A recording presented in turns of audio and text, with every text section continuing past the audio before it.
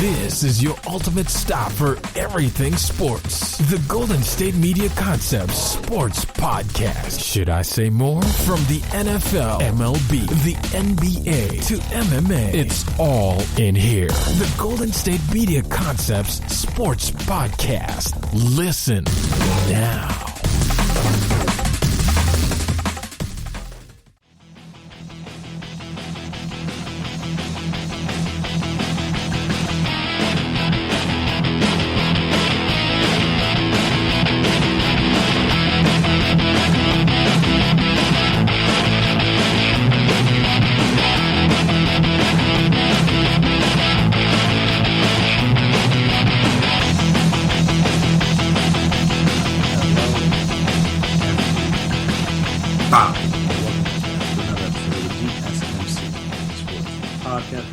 GSMC Podcast Network. My name is Chris Blades, and before I get started today, I'll make sure I take the time out to remind you, as always, if you haven't already, subscribe to the podcast. Make sure you never miss an episode. Make sure you're always on top of when we drop our latest stuff. Also, if you could please as well, give us a 5-star rating, write us a nice review. Very appreciated. Wherever you listen to your podcast at. Like I said, it's very appreciated. And also, I'll see what you guys like, what you guys don't like, the ways we can improve, all that fun stuff. And also, if you're on social media, we're on social media, so you can find us there, Twitter, Instagram, Facebook. We can talk, we can chat, we can debate, we can discuss. And, again, technically, are they out of the playoffs? No. But, as I think it was The Ringer, after the game, wrote about this, and I think they kind of have a good point. It might be time to start discussing that the Patriots, as we once knew them, may in fact now be over. Now, I know that sounds crazy to say, because again, they still got Belichick and everything, but it's clear that these aren't Tom Brady's Patriots. For a myriad of reasons, obviously. Quarterback play, not that great. He's also, I think, Cam's like a little hurt, and also he really just hasn't been that good since he got back from COVID. Offensive weapons, almost non-existent. I think they showed the graphic during the game of like the receivers they've drafted since like 2010, most of which have been bad. And Braxton Berrios is on the Jets now, I'm pretty sure. And then N'Keal Harry, we'll wait and see about that one. Like I said, in the last decade, Belichick's track record for receivers has not been that good. Granted, they've signed free agents, they've undrafted guys, traded for guys. It's worked out.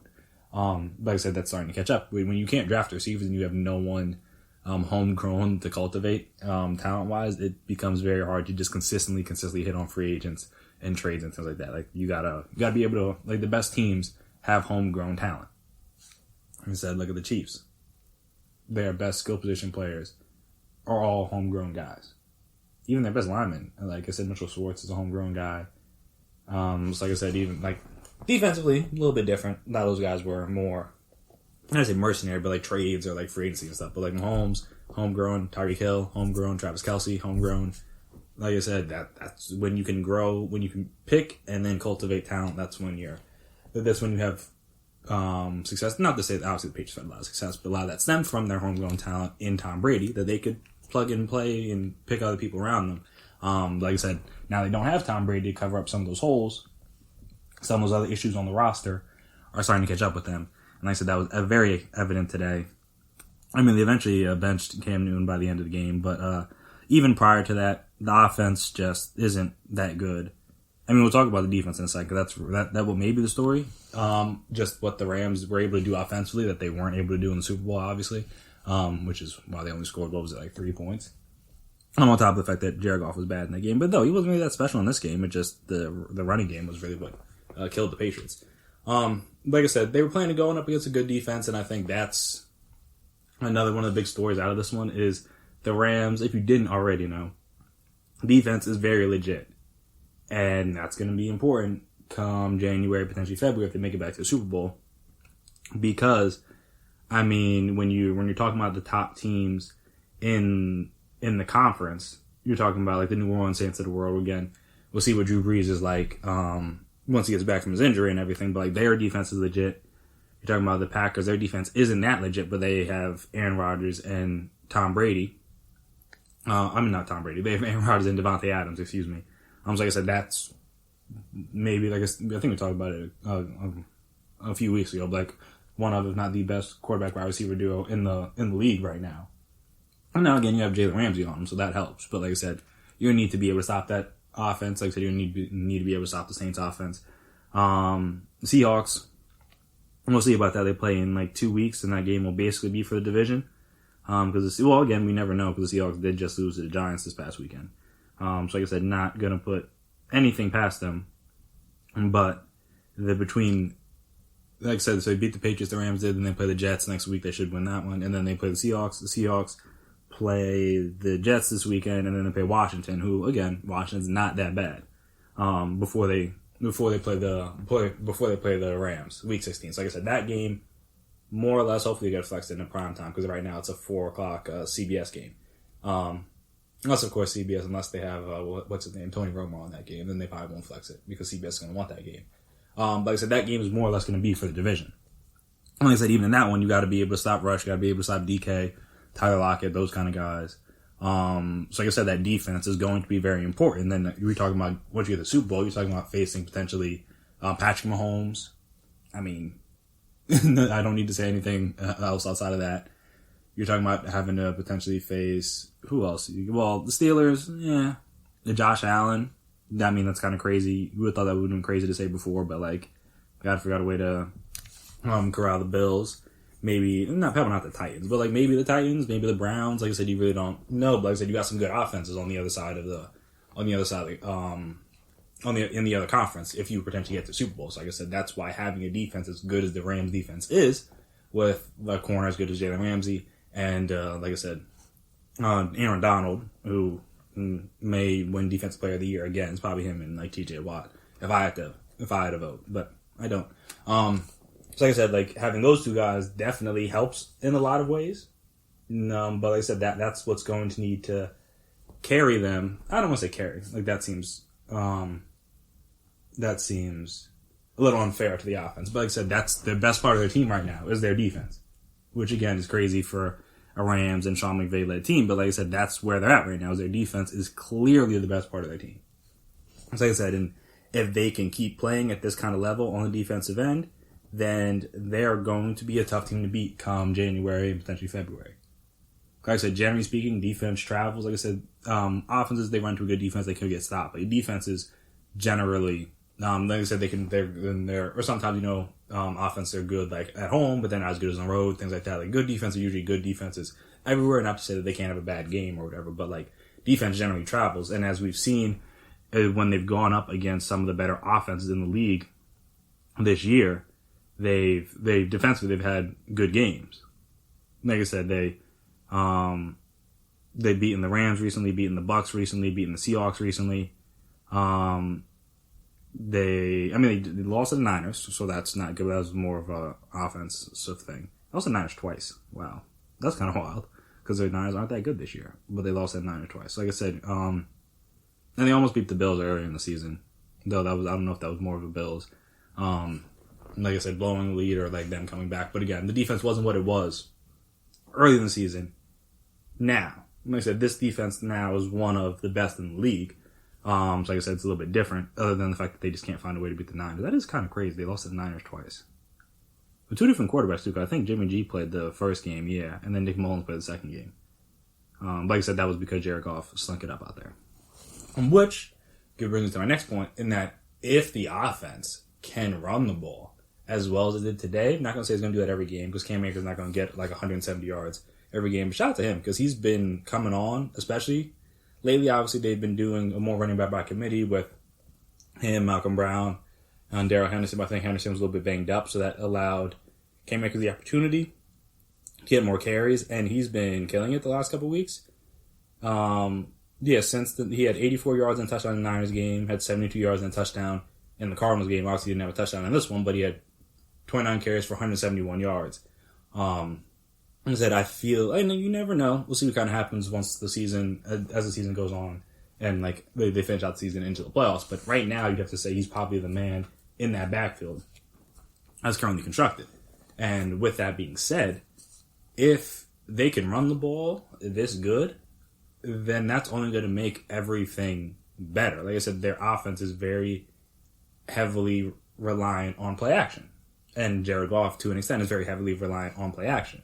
and they were running it with success, well, they weren't even running the ball necessarily that great. I mean, now if they have legitimate running back like they did, not to say he's going to beat Todd Gurley or anything, but like I said, the reason that offense was so good back in 2017, 2018 is because Todd Gurley was amazing. So like I said, you had to respect them giving him the ball. And then like I said, when you play action, that all the linebackers come up, some the defensive ends maybe crash down when you're doing rollouts and things or bootlegs and things like that. Safeties may get caught peeking in the backfield too because they're trying to get a beat on where Todd Gurley is going. Like I said, then that's how they beat you with the crossers or in the misdirection and things like that. Like that's how they get you.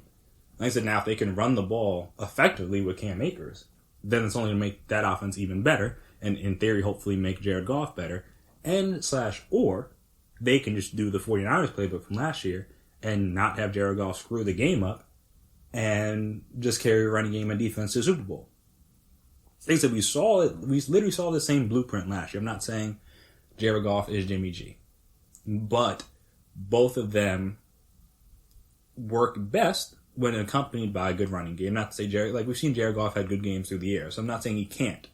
But at least recently, turnovers have been getting to him, and he hasn't been playing as well. So like I said, if you can rely on a running game, that takes pressure off him. That allows you not to have to rely on him to put the game on his shoulders. I'm not saying he can't do it, but like I said, you just prefer not to have that happen. As again, same thing with Jimmy G. It's the reason why he barely threw the ball in the playoffs last year was because they're like, we could have you throw, or we can just give the ball to Mostert and just have him run all over people, and we win the game that way because our defense is going to shut everything down. I said either one, but let's try it this way first before we go to have Jimmy G throw us to the win. And obviously we saw what happened in the Super Bowl when they needed him to hit some passes late in that fourth quarter. He just was not able to do so. And again, we saw it in the Super Bowl with the Rams. Again, they kind of shut down the running game too, but Jared Goff, when they needed to make that throw, the throw late? The throw we had Brandon Cooks open. Took a beat too long. Was able to get broken up. Even though Brandon Cooks was wide open, I know he threw a pick when he was pressured. I think that was after. I think that was after that. Stephon Gilmore, I know, picked him off in the Super Bowl. So like I said, we've seen Jared Goff in the Super Bowl before. Not to say he didn't play well prior to that, but we've seen him in the Super Bowl before kind of not have his greatest performance. It's like I said, I don't know. And not to say that, like I said, maybe in a couple years, maybe he can. But like I said, right now, you probably don't want to have to rely on him to win you a game. If you don't have to, like I said, if you have to, it is what it is. But like I said, if you can run the ball like this, maybe not, again, to the tune of almost 200 yards. It might have been over 200 yards, honestly. And seeing as Cam Akers got 171 by himself. Let me see how many they ran for. They ran for 186. So, okay, it was 186. But like I'm saying, so like I said, they're not going to run to that, to the tune of 186 yards every game. But if they can consistently hit 150, 130, 150, somewhere in that range, then like I said, that's going to take pressure off of Jared Goff, Like I said, and just allow him to play more, not carefree, but just more relaxed. Allow him to again get into that play action, to see those windows, make those throws. Like I said, to allow them to run those bootlegs and those rollouts that they like to run all the time. Allow us to run some of those misdirection things they do with Robert Woods and guys like that, Cooper Kupp and those type of guys. Like I said, that running game will just open everything up for that offense as it has since McVay's been there. And then I said, then you can turn it over to a defense if you're not turning the ball over or going 3 and out all the time. Things that you can turn over to a defense that is good, and like I said, just go from there. That seems like a good recipe for success for them. Again, we'll see how it goes. But I said that seems like it'll be a good strategy to have going forward. It's like I said, run the ball, have Jared Goff not do too much, and then play really good defense. Like I said, if you can do that, then there's a chance that they have enough to get back to a Super Bowl. Which is, again, early in the season, were people thinking of the Rams like that? Maybe, maybe not. They probably thought, oh, yeah, this team can make the playoffs. But they're probably not a Super Bowl contender kind of thing. But, like it says, as they've continued to win more games, ever since that Dolphins game, because obviously that was a rough one. But then, since then, they've beaten the Seahawks, they've beaten the Bucks, also the Niners, obviously, but then they beat the Cardinals, and then they just beat the Patriots. As I said, they can beat the Cardinals, if they can beat the Seahawks again, if they can beat the Seahawks again and win that division, then you don't know. We're talking about a 2-3 seed potentially in the. Well, I guess right now they're the 3. Yeah, because they're behind the Saints and they're behind Green Bay. Yeah, we're talking about a 3 seed. You potentially wouldn't have to play the Saints until the conference championship game again. That'd be kind of wild. Rematch of that game from a couple years ago. The Saints probably going to try to beat them by 40. Because Sean Payton's petty like that. Yeah, that should be fun. That'd be kind of funny. I'm kind of rooting for getting him to be in New Orleans too. Oh yeah, that'd be really funny. But yeah, like I said, potentially talking about that. But knowing you have to go up against good offense in the playoffs, most likely, like I said, with the Packers or the Saints, if you want to get to a Super Bowl at least. Like I said, having that defense and being able to run the ball that well could be the recipe for success. So again, we'll see kind of how it goes, how the Rams finish out the season. But right now, like I said, looking like one of the teams to beat in the NFC, which is, again, where you always want to be at the end of the season. You want to be playing your best later in the season, heading into the playoffs, and that's what the Rams are starting to do. Like I said, minus the little hiccup against the Niners. But like I said, they're starting to do that. They're starting to find a running game. Defense is still playing great. Like I said, hopefully they can carry or parlay those things into the postseason and then see what happens once you get in there. Because once you get in the postseason, all gloves are off, anything can happen. So we'll kind of see what happens once they get there. Because it seems like they're going to make it, at least, most likely. Again, assuming they don't just smoke the last 3 games. But again, we'll see if they're on a wild card team, if they're division, or they get in as a division winner. Again, that'll come down to that Week 16 game, most likely, against the Seahawks.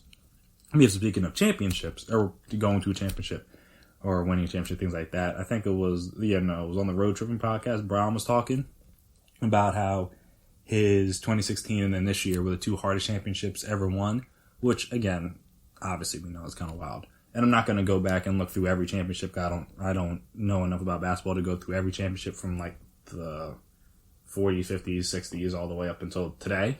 But just looking back, I thought I'd look back over the last 10, 20 years maybe, and just think is that actually true? Like I said, of course Brown's going to feel that way, but is that actually true in my opinion?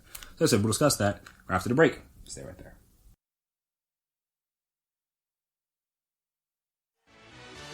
Are you looking for the very best NFL and college football podcast? Then check out the GSMC Football Podcast. Get the latest football news both on and off the field. From the NFL Draft to trades to the rumor mill to the NFL Combines, they got you covered. That's GSMCpodcast.com/football-podcast. Get updates on college rivalries, game day insights, and much, much more. It's football talk the way you want it. This show eats, sleeps, and breathes football. Don't forget to like them on Facebook and follow them on Twitter. Visit GSMCpodcast.com for more info.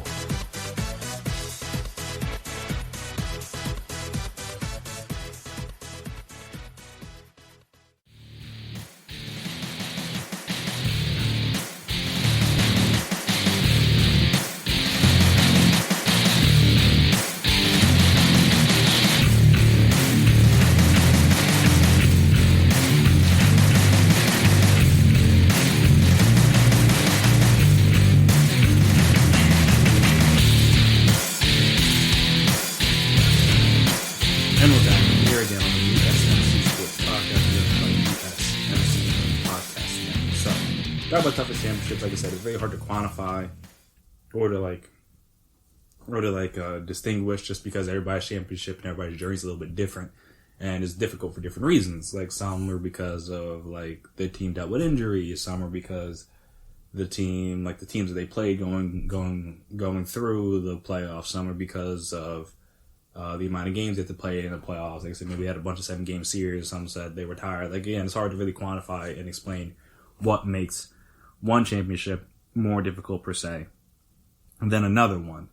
But like I said, that's what LeBron said, and I understand why you feel a lot of champions, I would imagine, feel like they had difficult championships and things like that. So like I said, it's hard to really pinpoint one versus the other. But like I said, we'll start with the 2020 championship. So in 2020, obviously, the whole pandemic situation and being in a bubble. That is really the reasoning for why it was so difficult. Because again, no family, no fans. Not to say those aren't legitimate reasons, because they are, in my own personal opinion. But that's obviously going to be the big reasoning as to why that championship was so difficult to win. And I get it. I mean, even, I guess because, so he said that. And then Dame, I think he was on like FaceTime or some podcast or whatever with like, I think it was like Fat Joe. And he was talking about like how easy it was to play in the bubble because again, you rest. You get a lot of rest. There's no travel. It's a good gym to shoot at. Again, no fans, no distractions, things like that. But also again, he used that same logic because again, obviously that came before LeBron's comment. So people are like, oh, how could Dame say it was really easy to play basketball, but then also this be the hardest championship to ever win?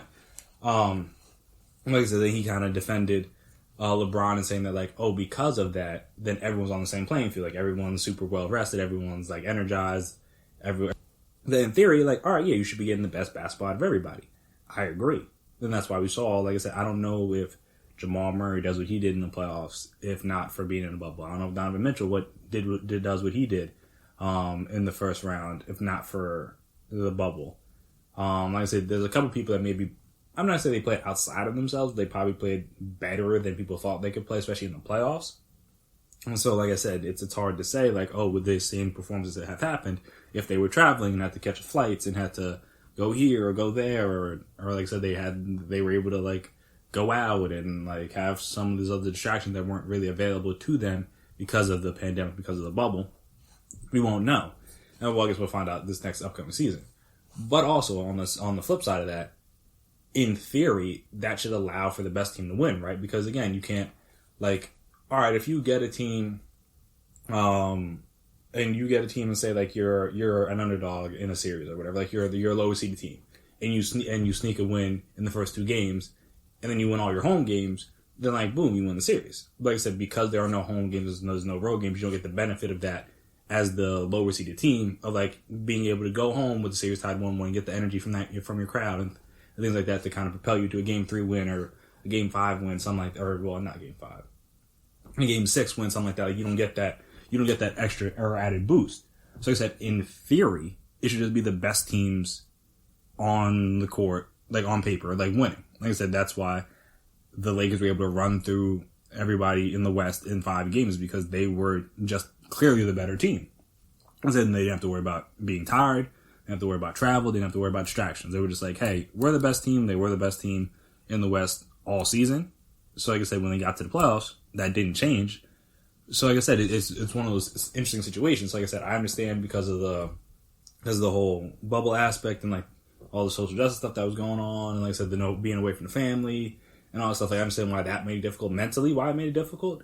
But like I said, on the basketball court, I feel like you could go both ways on it, just how difficult the championship was to win.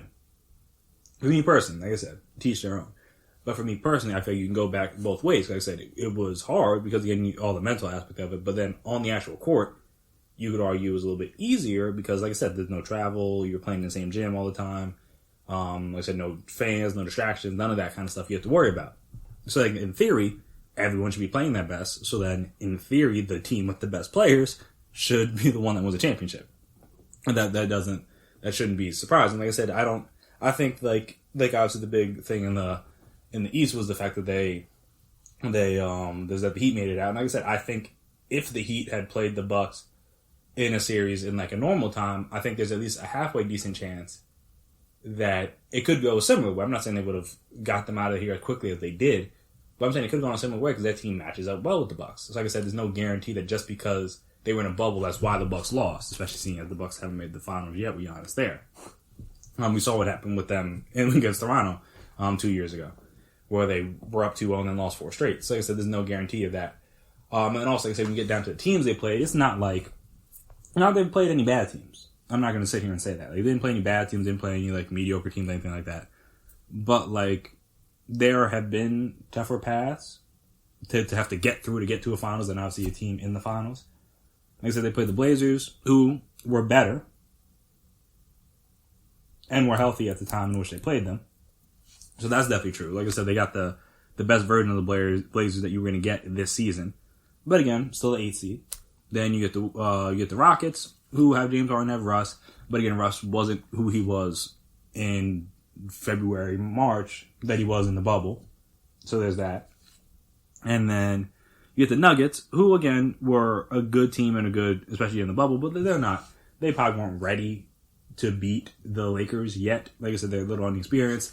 Jokic had trouble with Dwight, and like I said, they really didn't have anybody to defend Anthony Davis, but not that anyone does. And then, like I said, the Heat, they were a solid team. Then, like, they had Dragic hurt, Bam got hurt, and they still took them to 6. And so, like I said, and also with that being said, you could argue that this was the best teammate LeBron's ever had for a championship run. Like I said, you can look at D Wade, look at Kyrie, look at Bosh, look at K-Love, all those guys. You could argue Anthony Davis is the best teammate he's ever had. So then, with that being said, that would make it a little bit easier, you would think, because you didn't have to do as much. Because you could count on Anthony Davis to not that Kyrie and D Wade and those guys didn't have good games in the playoffs and in the finals before, but again, you could argue that LeBron wasn't even the best player on his team during the playoffs. Again, I wouldn't argue that, but again, some people could, or even throughout the regular season, you could argue that. Like, I'm not saying I would, but I'm saying people could make that argument. So, I feel like that would make the path a little bit easier. But like I said, I get it mentally. It was tough, so I understand why I would say that. 2016, I feel like he's only saying that was difficult to win. Not to say only, but like, he's talking about literally just the finals. Like, literally just the finals. And I feel like you can't do that when you're talking about championship. Like, you have to include the entirety of the run. Like, you can't be talking about, oh, because I came back from down 3-1, that's why it was so difficult. Yes, coming back from down 3-1, not easy at all. I'm not going to sit here and act like anybody can do it because it hadn't been done before. Well, in the finals at least, because obviously the Warriors had just done it in the series before. But like I said, in the finals, it hadn't been done before. So I get that. But like I'm saying, if you're talking about the path to the finals, like, I mean, I don't think that was the toughest championship he ever had to win. Again, it was only tough because they were down 3-1, which again he had a hand in. It's not like they were just started the series down 3-1 and had to go win 3 straight from there. Like, they played, they lost 3 out of the first 4 games, and they won the last 3. And again, who knows what would have happened if If Draymond doesn't get suspended for Game 5. Maybe that series is over in 5 or 6, as opposed to going 7. And also, I think he said, I didn't listen to the whole thing, but I thought he said that if they played in the bubble, the Warriors would have beat them in Game 5 like 100. And maybe they would have, but also Andrew Bogut got hurt in Game 5, and they lost their rim protection. And Harrison Barnes still going to be out there stinking it up, and wasn't KD yet. So, like, I'm not even sure about that. And obviously, again, it's easy to say now, but again, I'm not even 100% sure about that. I said, but you look through the teams they played in the playoffs. They played the Pistons in the first round. They didn't have that rookie Stanley Johnson on him at the time. Like, that was a mess. The Pistons weren't ready. They swept them. Then they swept the Hawks because, I mean, they're the Hawks. They weren't. I mean, the Hawks had good regular season runs and things like that, but like, they're the Hawks. Like, they weren't really. I think that was the year that like Jeff T could have shot early, and he was like, not this year, like as if they weren't going to go out sad. Then they went out super sad, so that was kind of funny. Then they played the Raptors, who they beat 4-2. But again, that was the Raptors. The Browns always had their number. So like I said, going into the finals, they didn't really. I mean, again, not that they didn't have to try hard and didn't have to play hard and things like that, but like, it's not like they sweated it out. Like, they had to grind it out to get into the finals. Like, they swept the first 2 series, and the third series in conference finals, they went 4-2. Like I said, I don't really feel like it's fair just because you're like, oh, we came back from down 3-1. That's why this finals was so hard to win. Like, obviously, again, when you come from down 3-1, it's hard to win. But like I said, in championship, you encompass the entirety of the playoff run. You don't just encompass the finals. Like I said, the reason why the 2020 championship was hard to win, not because the Heat were so tough to beat, which they were, but not because they were so tough to beat, seeing as they were hurt, but because of everything else going on around it. So like I said, I feel like he's picking and choosing when he wants to apply certain things. Like I said, everything that went into the playoff run is equal in 2020, but in 2016, it's just, you're just talking about the finals. Like, just having to come back from down 3-1 in the finals. Again, not going to take away from the achievement. It's a very tough thing to do, obviously, because it hasn't been done before. And like I said, it was very impressive. But I'm just saying, like, all he's talking about is just the finals. I feel like you can't do that when you talk about the hardest championship ever to win. Like, no, the hardest championship ever to win includes the finals, yes, but it also includes the conference finals and the semifinals and the first round, which is why many people will say that the Mavs run from 2011 is up there. Because I think, I want to go back and double check, but I'm pretty sure in this order. I want to say it was in this order. They played the Lakers. No. Okay, they played the Blazers in the first round. Then they played the Lakers coming off of 2 back-to-back championships in the second round. Then they played the Oklahoma City Thunder in the conference finals and had to win 3 of those games with fourth quarter comebacks to get to the finals. And obviously they pulled off the biggest comeback in finals history at the time in Game 2 to even the series. And then obviously they went on to beat the Heat in 6. Again, they had LeBron, had D-Wade, had Bosh. Like I said, they were up 2-1. They mocked Dirk for being sick. And then boom, they go on and win 3 straight. So like I said, having to beat the 2-time defending champ, having to beat a team full of up-and-coming stars, when again, Dirk just had himself. It was like Dirk in terms of like all-star talent at the time. Like it was Dirk and like older J Kidd, Jason Terry, Shawn Marion, Tyson Chandler. Like again, it's not like he had the star-studded roster. It was Dirk and a bunch of very good pieces around JJ Barea. Like again, like you're not talking about Hall of Famer. Oh, Hall of Famers because Jason Kidd's going to be in the Hall of Fame, but it's not prime Jason Kidd.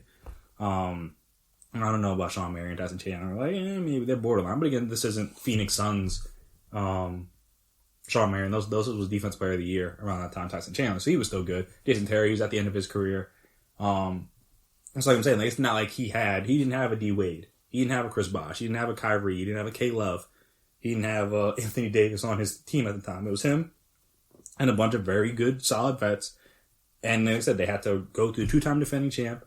You have to go through a team on the rise in the Thunder that had stars at that point. And then, well, mainly just because Harden wasn't really there yet, but it was like KD and then a level under that Russ. But again, still a great young roster. And then you have to go through the big 3 in the Heat. Like I said, that is a difficult run. Like I said, not just a difficult championship, but like a difficult run, period, in terms of the teams they played, how they had to do it. Things like that. Like that's not an easy path to a championship. As I said, I feel like that is arguably a little bit more difficult. I mean, again, we'll see. And also, again, it's not like they just swept through. Like, again, the first round, it was 4-2. They swept through the conference finals, which again is crazy to think about. Because again, they were playing, or conference semifinals, because they were playing the Lakers. Then they won the conference finals 4-1. Then they won the NBA finals 4-2. So again, like I'm saying, I feel like that was a difficult championship run. Like, difficult championship, like from start to finish, from you started the playoffs to the end. That's very difficult to do. Listen, you're talking about the teams they played, the players they played. That's up there for most difficult. And obviously, the other kind of famous one is, I think it was the 95 Rockets. Like in their championship run, just because, again, were they coming off of a championship of their own? Yes. But at that point, I forget if they were like banged up or whatever at the time, but they I think they were like the 6th seed or something like that. They weren't even like that highly, they weren't even that high, like highly seeded. I was gonna say highly ranked, but like it's not as college football playoff where you rank the teams and things like that. But like I said, they had to go. They were the underdog in every series. Had to play Utah.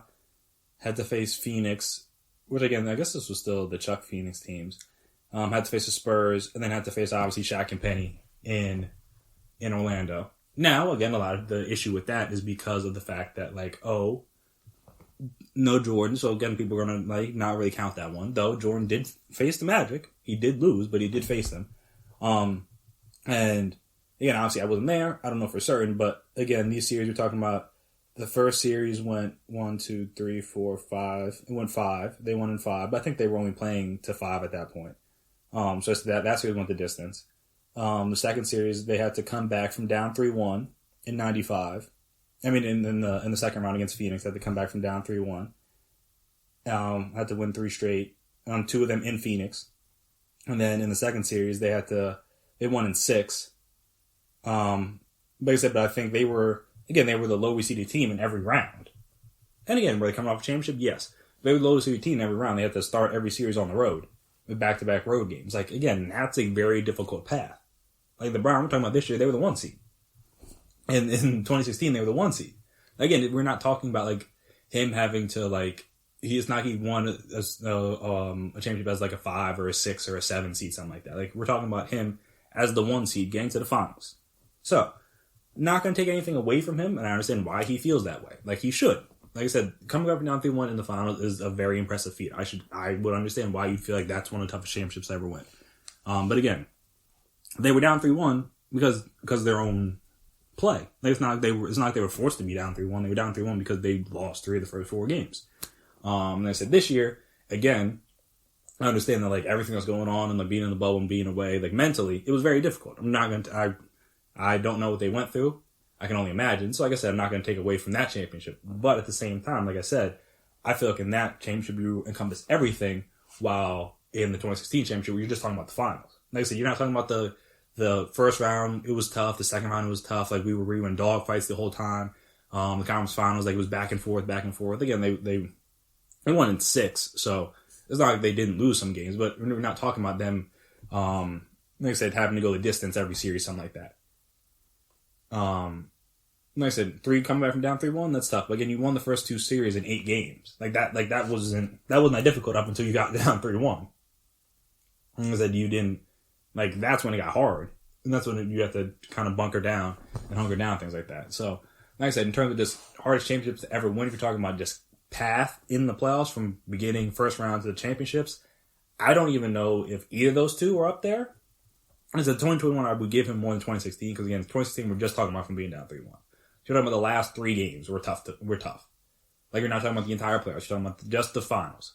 Like I said, you're not talking about those first 3 rounds. So I feel like that knocks that one out.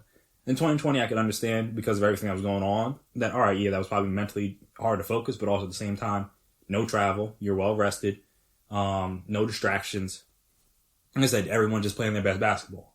If you're the best team, it's not surprising you'd be the best team. If you were the best team before the bubble, it's not surprising if everything's pretty much equal, then you'd also be the best team in the bubble. So like I said, that is interesting. But like I said, LeBron can feel how he wants to feel. I'm not going to be mad at him. I'm not saying I wouldn't feel the same way if I were him. I'm just saying since I'm not him, if you look at this objectively, I'm like, you know what? There were a couple other championship runs. And again, these are just the 2 I'm thinking of off the top of my head. I imagine some other people might have some other championships that might have been just as difficult as, like I said, 2011 Mavs or 95 Rockets. Like I said, it's like I said, he can have his opinion. He has every right to have it. Like I said, these were just my own thoughts about some of the other championships I think were difficult. And just, like I said, the entire runs, not just bits and pieces of the championship, just the entirety of the run. I think, like I said, 2011 Mavs, 95 Rockets, even though the whole Jordan thing I get. And again, if Nick Anderson makes some free throws, maybe we're not even worried about that one. The Rockets maybe would have lost that series. But obviously he didn't, and the rest is history. But yeah, so like I said, I think that those 2 could be up there for in conversation with LeBron's one. But again, if he's going to feel, he's going to feel. I don't think his opinion's going to change. But again, that was just my 2 cents on the topic. So after we come back here, we got to discuss Paul George getting the big bag from the Clippers. Kind of came out of nowhere. Didn't really expect this to happen because I know he had the 1 year left and he had the player option next year. So I think that was kind of peculiar. So we'll talk about that, how much money he got, and also James Harden adding a couple more teams to his list of preferred destinations if and when he were to get traded. So we'll discuss both those things right after we come back. So stay right there.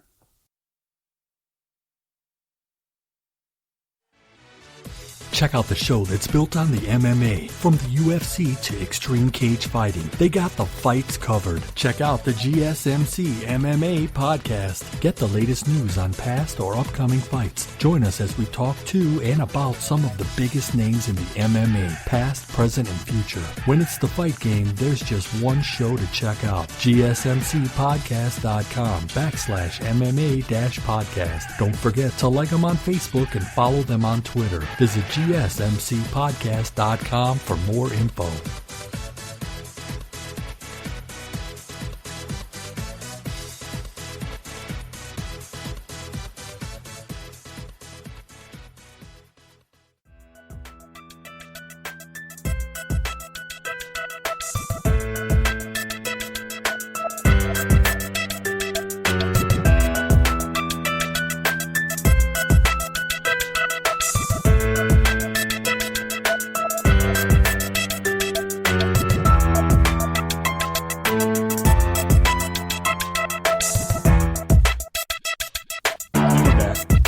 here again on the GSMC Sports Podcast, presented by GSMC Podcast Network. So, Paul George, six-time All-Star, the member of the LA Clippers, has signed a maximum contract extension that guarantees him, as much as $226 million over the next 5 years. His agent told ESPN earlier Thursday. The Clippers are extending George's contracts for an additional 4 years at $190 million, on top of the $35.4 million guaranteed for his 2020-2021 season. George had a player option for 2021-2022 that will be replaced with a 4-year extension, which includes a new player option 2024-2025. His agent said the contract numbers are likely to be affected by lower annual percentage rises in the NBA salary cap because of significant losses in league's revenue. George is eligible to be paid 35% of the Clippers' overall salary cap. So that's interesting. George originally signed a 4-year, $130 million extension with OKC in 2018, which, again, obviously, he was only there for 1 year, got traded, and then not the Clippers. In all, George will have turned that Thunder contract and this deal into a massive total of 7 years and $290 million. So, one, shout out to Paul George, and two, shout out to his agent, because clearly this guy knows what he's doing. Now, I will say that this timing of the deal is interesting, at least to your boy. Only because of the fact that there is no commitment from Kawhi at this point in time. Like, not to say that Kawhi won't stay a member of the Clippers. Like, there's no guarantee of that. There's no guarantee that he will. There's no guarantee that he won't. But, like, this is normally something you would think that you would want the two of them together. Granted, in fairness, they really can't rebuild, seeing as they traded everything for Paul George, including Shai Gilgeous-Alexander, who is one of the better young players in the league, probably one of the favorites. I believe he's one of the favorites, at least betting-wise, to win the most improved player award, probably because of the fact that not going to be a whole lot of people to take up those shots on the team in OKC this year. Obviously, no Gallo, no Chris Paul, no Steven Adams. We can make shoot like that, but you get the point. It's Shea, it's Dort, it's Darius Baisley, it's Al Horford, it's George Hill, it's some other guys. So like I said, there's a lot more shots to be taken, and like I said, he's probably going to at least have the opportunity to average north of 24, 25 points, somewhere around there. Because again, who else is going to be their go-to scorer? At this point in time, I couldn't tell you. So like I said, he already averaged, I think, around like 19, 20 points last year. So I said, him getting like 4 to 5 more shots, hitting about 2 to 3 more of them, boom, then you're right at the 25 point mark. So, like I said, or even potentially higher. But like I said, you get the point. So like I said, with them trading him and all the draft picks, you kind of had to have at least one of these two for the long haul. Because again, if you lose both of them, then you're rebuilding with no draft picks, and then you're the Nets, up until they were able to sign, up until they were able to trade for D'Lo, and then obviously subsequently, but I mean, that was really just a salary dump. I forget what Magic was doing at that time. But yeah, up until they were able to trade for D'Lo, and obviously that they parlayed that success into KD and Kyrie, maybe even James Harden, which we'll talk about in a little bit. But like I said, so and like I said, they lost out on the picks that could have been like Tatum or like Jaylen Brown, or like I think the pick that they could have been, or either was Draymond or could have been Draymond. Like in trade, like so again, their team took a lot longer to rebuild due to the fact they had none of their own draft picks to use. Again, they were always like pick swapping with the Celtics or whoever. And obviously the Celtics were picking a lot lower than the Nets were. So like I said, with that being said, the Clippers had to do this, or at least had to keep somebody. But I would think that keeping Paul George makes a lot more sense if Kawhi Leonard is there. Because like I said, so say this year does not go the way it wants, or the way they wanted to, and you get bounced in the first and second round at the conference finals again by the Lakers, and like Kawhi opts out. So you mean to tell me you're just gonna have Paul George making up taking up $35 million of the cap. Not that Paul George is a bad player. I'm not trying to say that. All-star or all-NBA caliber player. Like, that's not my point. But my point is you're just going to make him, now he's the centerpiece of your franchise? Like, that's, like, I guess it'll be like, what, 31 at that time? Like, that's what you want to do? Like, that doesn't seem like good business. And then also, on top of that, like, as we've seen, Paul George and extensions mean absolutely nothing. Because he said he wanted to be in Indiana, and then he requested a trade from Indiana. Said he wanted to be in OKC, then requested a trade from OKC. Now says he wants to be a Clipper for life. Again, it all sounds good. But like I said, he literally got traded to OKC, was a free agent, took no meetings. The Lakers, nobody, took no meetings, and stayed in OKC. And then 1 year later, after Kawhi called him and was like, hey, you want to go to LA? And he was like, of course I do. And then requested a trade to the Clippers. So like I said, Paul George is one of those kind of guys you never really know where his loyalties lie. Again, you know where his loyalties lie at this time.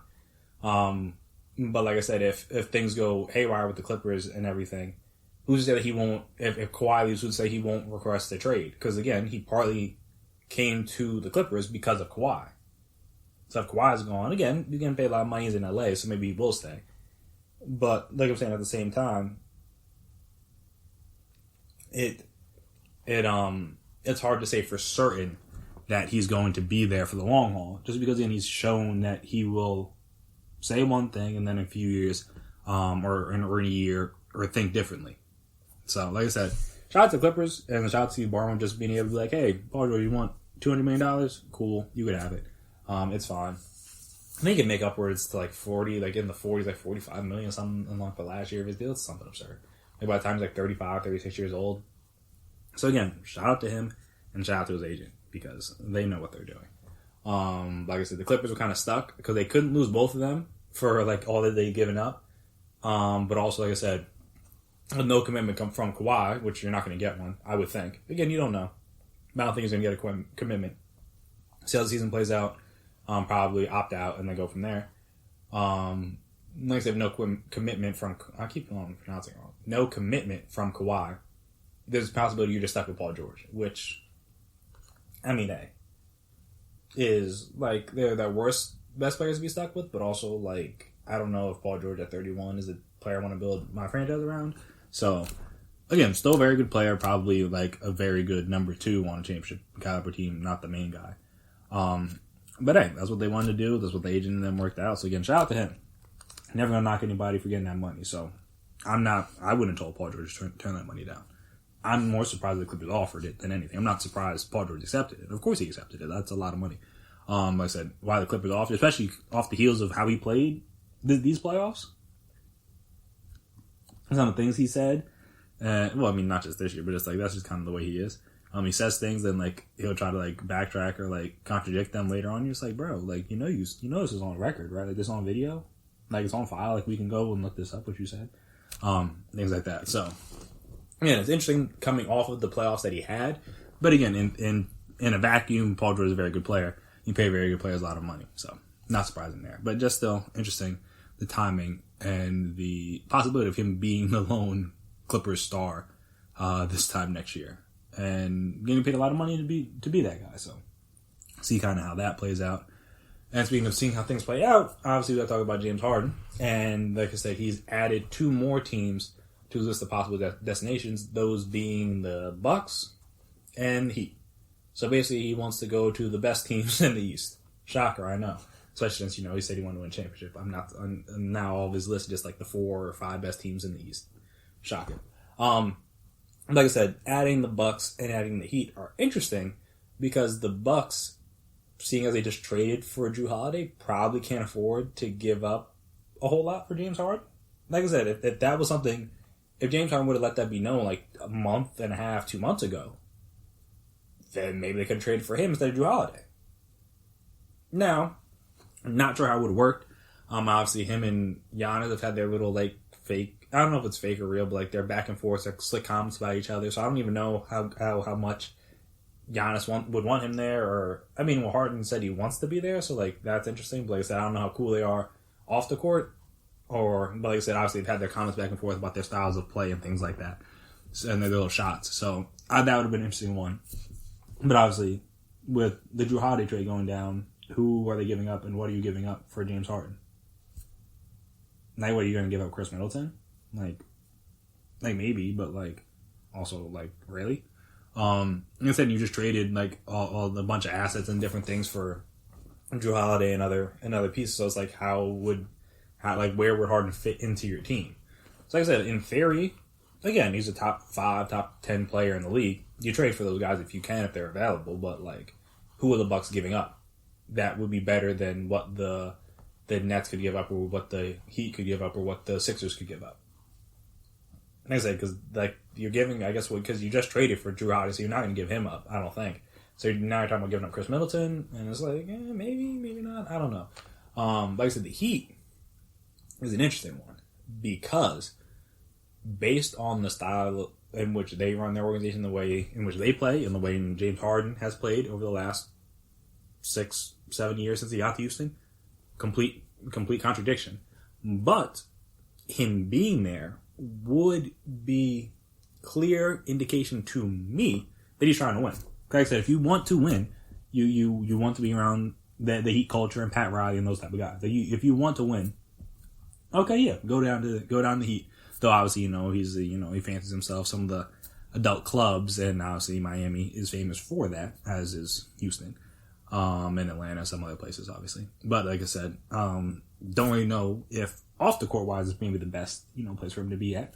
But again, he's played very well in Houston, so I know some of the ladies down in Miami would be very happy for James Harden's.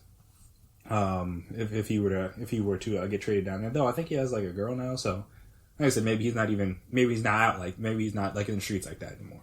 But like I said, if he still was, a lot of ladies down there in Miami would be very happy to be of service or be of use to Mr. Harden. But yeah, like I said, if you want to go down there, if you're serious about winning again, as we saw with LeBron, that's where he went down. He's like, all right, I need to learn from Pat Riley how to win.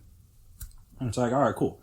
Same thing with Jimmy Butler. He said he wanted to win, went down to the Heat, and they went to the finals first year. And also, in theory, the Heat have some pieces you could potentially trade that the Rockets might want. Like, again, you could trade. I mean, they said that Tyler Hero is untouchable, which is like wild to me. I still don't know how true that is. Again, probably just negotiating tactics. But again, you have Tyler Hero. That's probably the main piece, because again, I don't think you'd want to trade Bam. Mainly because the Rockets just signed Christian Wood. They have Boogie Cousins. Like, I don't know where Bam would fit. 1. And 2, like I said, the Heat are going to need a big man. Like, if you trade Bam, then you have no... Who are you talking about? I think Kelly Olynyk's still on the roster? Like, I don't really know how that would work. Like I said, you got Hero. You got Nunn, maybe, that you could give up. Maybe even Duncan Robinson. Like, I don't really know. Like, obviously, got Dragic back. They signed Avery Bradley. Things like that. So, like I said, they have some young pieces. Again, Sixers have the best package. Well, yeah. It depends on if you want Kyrie or you want Ben Simmons. Most likely you want Ben Simmons. Personally. Just because, again, Kyrie and all the things that come around that didn't come with that. But, like, Ben Simmons is probably still the best player available of all the teams that, well, like I said, it's between him and Kyrie. Like I said, in terms of, like, potential and what he could be and things like that. Like, Ben Simmons is probably the best player you could trade for. So, like I said, the Sixers probably still could put together the best trade package for Harden. But, like I said, the Heat one is not a bad one because you could get some good young players that they're going to need to, you're probably going to want to build around because they really don't have any young players on the Heat right now. I mean, on the Rockets right now. Like, most of their guys, like, vets or, like, older guys, like, they don't really have a whole lot of young talent. And then, obviously, they traded away a bunch of their picks. So they're not going to be able to get a whole lot of top-tier young talent, even if they're bad. So that's kind of going to be a problem. I mean, like I said, even with the Kyrie thing, like, you have John Wall, like, why would you trade for Kyrie? Like, that makes absolutely zero sense. So I know they said they would either want Kyrie or KD. And like I said, if I'm the Nets, I'd trade Kyrie for Harden straight up, personally. But like I said, I don't really see the need for that for the Rockets because, like, again, you have John Wall. Not that Kyrie can't play off the ball, but, like, again, what's the point of having Kyrie if you're not going to let him have the ball in his hands? Then, like I said, if you're doing that, then what is the point of having John Wall? Because he can't really shoot like that. At least he couldn't before the injury. We'll see what happens. Post-injury, like I say, he couldn't really shoot like that. We don't know what his athleticism is going to be like for an entire season. So, Like I said, in theory, you'd want him with the ball in his hands again. He's obviously a good passer, things like that. But yeah, so like I said, I thought that was interesting that he added a couple more teams in the East, obviously, to his list. And the Heat won. If, like I said, if you can keep Jimmy, obviously you can keep Bam. That's not a bad location for him, in my opinion. Like I said, you go down, learn from Spoelstra, be a part of that winning culture down there in Miami. And like I said, you add him to that roster. It's like I said, now you're, instead of having to count on Tyler Hero or Duncan Robinson, like I said, or Kendrick Nunn or one of those guys, now your first option in most games is going to be hard. I mean, you still got Jimmy Butler, you still got Bam, you still got Dragic. Like I said, they're still gonna be a good team. And I think going down, and not that he's been a bad, like obviously the defense thing has kind of hurt him in the past, but like he's become a better defender. He's one of the best post defenders as a guard in the league. So like his defense has improved, but obviously within the Heat culture, he's going to have to play even better defense, or try harder on defense on that end, because obviously that's something they care about greatly in Miami with that team. So like I said, I think that if he really is serious about winning, the Heat would not be a bad place, and obviously I think the Rockets could get some decent pieces back for him, especially on the younger end, which would be good going forward, because again, they have no young talent really on the roster. Like everyone is a vet, either in their prime or past their prime, more or less. Again, Christian Wood's probably like their best younger player, but I don't even think Christian Wood's like that young anymore. I don't know how old he is, but I don't think he's like that young. I know he's in his 20s, obviously, but I don't think he's like that young. Let me see. Christian Wood is 25. Okay, so he's not that old. He just turned 25 in September. So like I said, that's their young talent, is Christian Wood. Like that's it, really. They don't really have that many good young players. So yeah, interesting. But yeah, don't really. Again, we'll see what happens with this Harden thing. Obviously, he needs. I think they say he needs like 6 negative tests in a row or something like that to be able to like start to work out with the team and things like that. So yeah, we'll see kind of how that happens, how that goes. But like I said, at this time, he's still trying to get traded. Don't know if he'll get traded, but he's still trying. So again, shout out to him for trying. But again, we're gonna see what happens with all that stuff. So speaking of the season and things like that, apparently some of the NBA is tinkering with some like vaccine policy, which I think is kind of peculiar. So like I said, we'll talk about that and kind of what that can mean for other sports and just other ways of life and just other businesses, venues, things like that, or other aspects of society in general, if that were to go through. So we'll discuss all that after the break. Stay right there.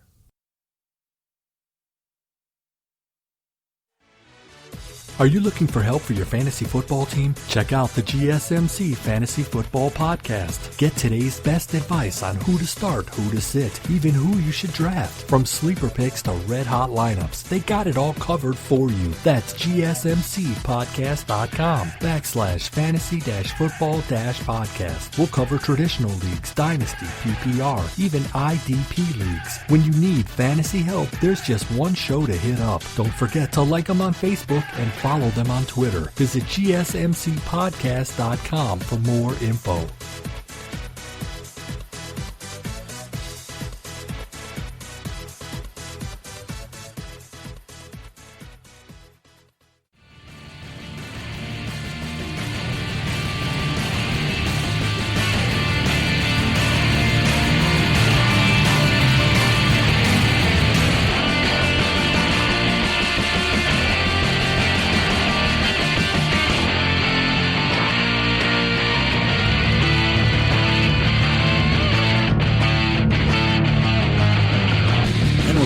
Here again on the GSMC Sports Podcast by GSMC Podcast. Now, this was reported by Brian Windhurst earlier Thursday.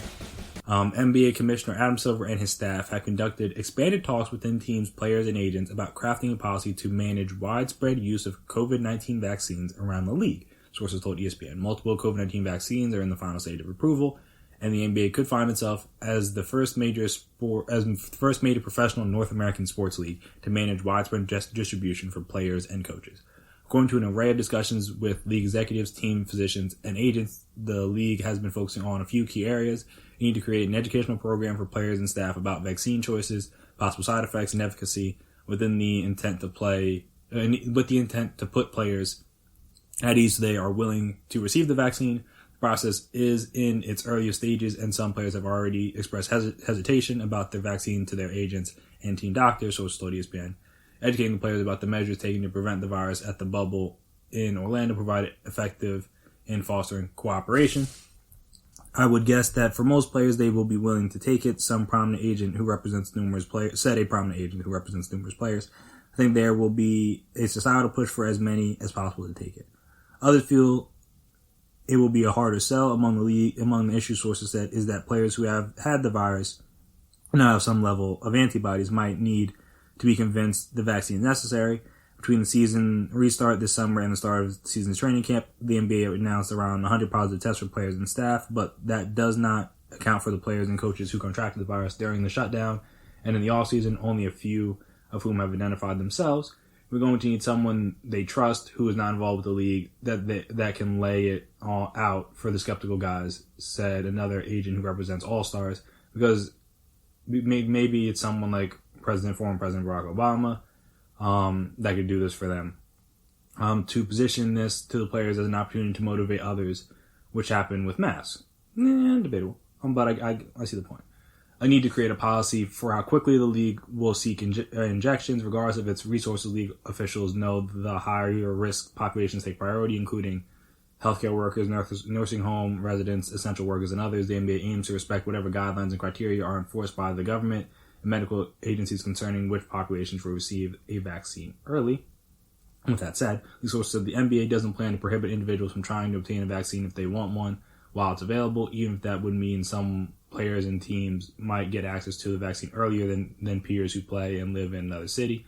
The league executives are already recognizing this type of policy could lead to a competitive balance issue if some teams are inoculated before others. So, obviously there's more to this article and things like that. But this would be an interesting dynamic and add an interesting wrinkle to the NBA season. And I say that because obviously they would, it seems as if, I don't know, like if MLB is going to try to do this, or like NHL or the MLS or NWSL, WNBA or whatever, if they have any plans for this. But to have I guess again, I don't know if it's necessarily forcing, because I don't know if they're necessarily going to go as far as say like, hey, you have to take the vaccine or else. But again, in a league with a lot of people that think differently and have different views and opinions on certain things, this would be very interesting to see how it would work. Well, because it's like, all right, so say they like mandate or try to have people take the vaccine, right? Well, actually, no, before we get to that part, just them getting access to the vaccine in and of itself. One, what would be the deadline, or what would be the timetable for this, I should say? Because again, it's not even really going to be available to like the highest risk group until like sometime next year, I presume. So like I said, so how long into the year are we talking before the NBA? Like again, because if the NBA is talking about doing this, then you would think they're talking about getting it early in the year, right? Like they're not talking about getting it in like May or June or something like that. And by then the season is more or less over. You don't really need it. Like I said, if we're talking about getting it in like January or February, it's like, whoa, hold on. And no, in fairness, like obviously these sports leagues have access to tests that are more advanced and a lot quicker than the average person does. I mean, that's kind of how society works, where people get access to things that the average person doesn't. So them getting access to the vaccine would not be anything different than what really happened in the bubble.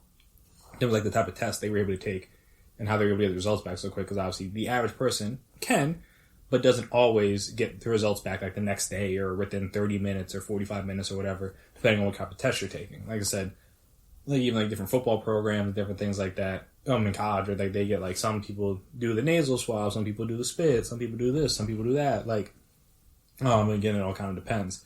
But obviously, the NBA and most sports leagues and like the colleges, universities, and like that, they for their sports teams they get access to like again a type of testing, a level of testing that the average person doesn't. So again, it would be kind of interesting if the NBA was like, hey, look, let us get the vaccine first, guys. Like it'll be cool. Like I said, also not I get, but I see where they're trying to come through with it. Is like, hey, this could be used as like motivation, or like letting the average person know, like, hey guys, it's not that bad. Which again, like in theory, if it's approved, like it shouldn't be. And I was saying, no, I'm not going to go down this whole rabbit hole. But again, everybody's like, not everybody. People are wondering, like, oh, how did they make a vaccine so fast? Blah blah blah. And it's because like apparently, since COVID already exists, like it's just a novel coronavirus. Like that's not like this version of it is new, but like in general, it's not a new thing. So they were already kind of working on it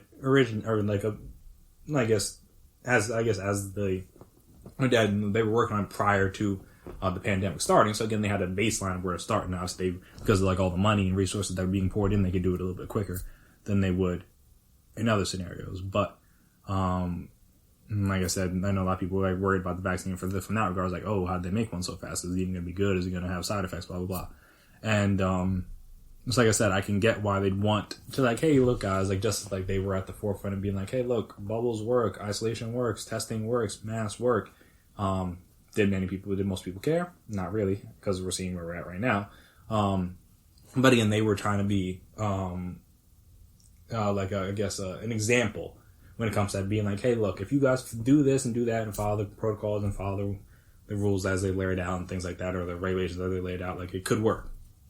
So I get that, and they want to do the same thing with the vaccine. But like I said, it's going to be hard, I would imagine, to get like a bunch of players and coaches and staff members that, again, think differently, believe different things about like science or whatever. And even, again, not those that may not be like anti-vaxxers or like COVID deniers or anything, but just like people just be like, let me just like make sure it works first before I just go out there and get it. And just that I don't really know how, like, again, unless you like mandate it, like how are you going to be able to get it done quickly? Like I said, there's no guarantee. Like even if all right, it's available to NBA players, like, or just it's available to the general public, like earlier than we think. Who's to say that the general public is just going to be out there first in line, like, hey, yeah, give it to me?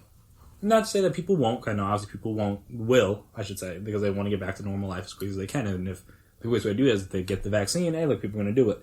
Like I said, people want to see, like, A, does it work? Are there any sort of side effects? And also we kind of need to do any research on if you can still be, like, because obviously a vaccine means you get injected with something. Can you still be a carrier of COVID while you're, like, with the vaccine? Like, again, there's a lot of tests and different things that need to be done before it can just be spread to the general public. And then obviously once the general public gets it, that's a massive group of people. So obviously, like, essential workers and frontline workers and healthcare workers and nursing home residents, things like that, that's a large percent of the population as well.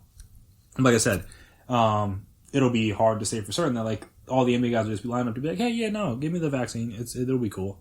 Like I said, even if you get, like an Obama or, like, just whoever named prominent leader that whose opinions people value. Like I said, you get anybody. Like, again, that doesn't, like, what does that mean? Like, all right, yeah, no, cool. You want to take it? That's great. That doesn't mean I want to take it. At least not yet. Like, again, I'm kind of curious to see how they're going to be able to dole this out and try to convince people to do it. Because, like I said, just because people, like, you can tell people it's safe, you can tell people it's going to work, you can tell people it's this, that, and the third. But again, I still think even the people that aren't, like, active anti-vaxxers or active, like, COVID deniers or anything like that are still going to be hesitant. And I think that's a reasonable expectation based on the year we've had. It's like, hey, let me just make sure. So like I said, I'm curious to see how it would work. And like I said, and also we're talking about, like, oh, different cities may get access to it earlier. So like I said, all right, like, certain teams may be able to do certain things because, like, hey, look, they can get access to the vaccine so they can be out and about, or they can be hanging out, or other teams, like, they got to be all up in the hotel, they got to be masked up and different, like, it'll be weird if, like, a part of the league has it, but, like, a part of the league doesn't. And like I said, even with that, like I said, it's just one of those things where if they try to, like, push it to the players, it's like, well, one, like, can you do that? I mean, I guess you can. They own them. They own like, again, they pay their salaries and things like that. The owners do. So if the owners want it to get it done, or the league wants it to get it done, then it could get done. But like I said, I am curious of the trickle-down effect this will have in other aspects of life, because I believe it was, like, I don't know if it was Ticketmaster or, like, Live Nation or one of these ticketing companies said that, I thought they said, again, we haven't gotten to that point yet, but once these venues and things are opening back up for, like, concerts and things like that, people are going to have to, like, show proof that they, like, got the vaccine, or, like, show proof that they got a negative COVID test, like, within a couple days of coming to the concert. kind of thing. So I am curious to see how that, like this, like people thinking like this and being like, hey, look, let's give the vaccine out to everybody as a part of our company, or make it make access easier to the vaccine for everybody as a part of our company. Like how that'll trickle into other aspects of life. Like, will you have to get a vaccine to go back to work? Will you have to get a vaccine to like eat at restaurants or bars or like, again, you're showing negative COVID tests or whatever you want to say. And so I am kind of curious to see how that's going to affect other aspects, because as we saw with the bubble and things like that, like once they did it and it worked, and I'm granted they weren't the first to do it, but like once you saw that, they was like, oh, okay, well, bubbles work, like then we should try to do that. And again, MLB was like, nah, we're good, though they did for the playoffs. NFL was like, we're not losing any money, we're not doing no bubble at all, we'll just not have any fans. And obviously again this year, teams are like, leagues are just like, you know what, screw the bubble, it's fine. We need to get back to making this money. Like I said, you saw that, like, hey, if you followed certain things work. So like I said, if the NBA is able to get or convince teams or players to be like, hey, like, yeah, you should take the vaccine. Then like I said, well, other leagues be like, you know what, maybe we should push the vaccine to our players. Other areas of life, like I said, restaurants, or other industries be like, you know what, yeah, in order to come back to work or in order to go to our venues or go to our events or things like that, you got to have a vaccine or negative COVID test or something like that. So I'm kind of curious to see how this trickles in, or what kind of trickle down effect this has in other aspects of our lives. But yeah, it's very interesting. I did not expect for a league to come out and be like, you know what, we're going to try to get access to the vaccine for all of our players and staff and things like that. Like trying to come up with our own like vaccine policies. Again, you got to have the COVID policies and like rules and things like that. Though, again, I think their new ones are a little bit more lax than they originally were seen as they're not in a bubble. But again, they're trying to do whatever they can to make sure everybody's safe. So again, if you think the safest, since you're not going to be in a bubble, think, hey, the safest way for us to do this is that if most of the people get vaccinated, then we will have they won't have like herd immunity, and then we'll be good. And then, like, again, I get it, because you want to get back to as close to normal as you can. And the vaccine is the way to get back closer to normal.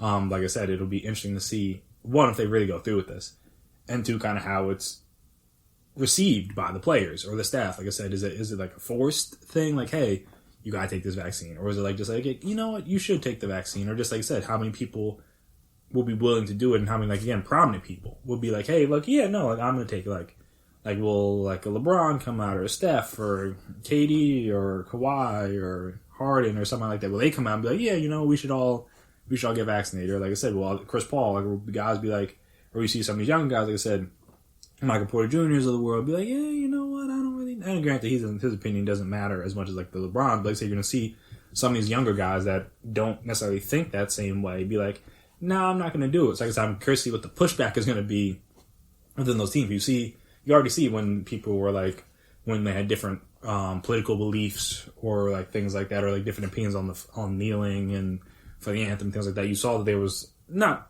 huge rifts in locker rooms, but again, you had to still haul people out to apologize and like make amends with their teammates and things like that. And I wonder if that similar thing could happen, or like a lack of trust or things like that. I wonder if that kind of thing could happen with the vaccine situation. If again they try to push it to the players, not say force or mandate, but like push it so that the players can have access to it if they wanted to get it. Like I said, also, like, again, if you're going to do that, it only makes sense if most of the players get it. If most of the players don't get it, then like, what's the point of having access to the vaccine? Because like I said, access doesn't mean anything. All right, I can go to a store and like buy certain foods or certain drinks or whatever. Like I have access to it, but if I don't want it, then me having access doesn't really matter. Instead, just so you have access to the vaccine and are able to get it. If you don't take it, then like I said, now you got to go back to like, again, trying to you run the risk of being like the MLB or being like the NFL this year, where you're going to have games postponed and canceled and people testing positive left, right, and center and things like that, and having outbreaks between teams and things like that. Like that's going to be, you're not going to be able to avoid that. But like I said, with the vaccine, maybe you could. So like I said, I understand why the NBA is doing it, because they're not doing a bubble. They're like, hey, we need to try to make this as safe as we can. And the vaccine would do that. But I am just curious to see, one, if they're able to do that, they're able to get it to the players and push it to the players, especially as early as I would think they'd want to do it. Like I'm talking about like early next year. Like I said, getting in June or July, when like probably the average person will be able to get it, doesn't really do anything for you because the season's basically over at that point. So we're talking about getting it earlier in the season, you would think.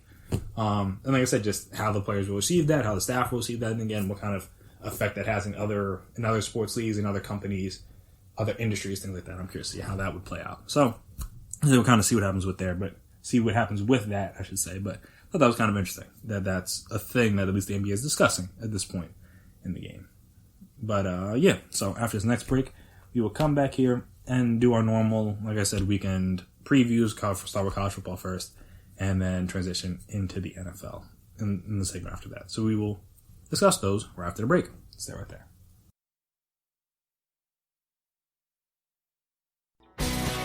Are you looking to get your college football fix? Looking to get the latest news on your favorite school's team? The GSMC College Football Podcast is your ticket to all things college football. Join us as we talk college football from the national championship, the college rivalries, the bowl game, to the Heisman Trophy. To which conference is the best? We've got you covered for the Big Ten, SEC, Big 12, the Pac-12, ACC, and everything in between. Download the GSMC College Football Podcast on iTunes, Stitcher, SoundCloud, Google Play, or anywhere you find podcasts. Just type GSMC in the search bar.